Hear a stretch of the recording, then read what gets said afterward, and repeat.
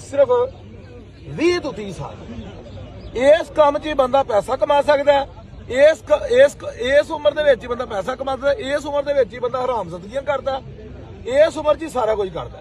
ਆਪਣੇ ਆਪ ਨੂੰ ਜਿੱਧਰ ਮਰਜ਼ੀ ਲਾ ਲਓ। ਅਗਰ ਤੁਸੀਂ ਇਹ ਕਾਮਯਾਬ ਇਨਸਾਨ ਬਣਨਾ ਚਾਹੁੰਦੇ ਹੋ, ਮੈਂ ਤੁਹਾਨੂੰ ਅੱਜ ਮਸ਼ਵਰਾ ਦਿੰਦਾ, ਮੇਰਾ ਅੱਜ ਮੰਨ ਲਓਗੇ, ਤੁਹਾਡੇ ਲਾਗੇ ਕੋਈ ਬੰਦਾ ਚਰਸ ਪੀਵੇ ਨਾ, ਉਹਦੇ ਕੋਲ ਉੱਠ ਜਾਓ, ਉਹਨਾਂ ਕੋਲ ਅਸਲਾਮ ਅਲੈਕੁਮ, ਮੈਂ ਚੱਲਿਆ ਭਾਈ, ਉਹਦੇ ਤੂੰ ਕਿਨਾਰਾ ਕਰ ਜਾਓ।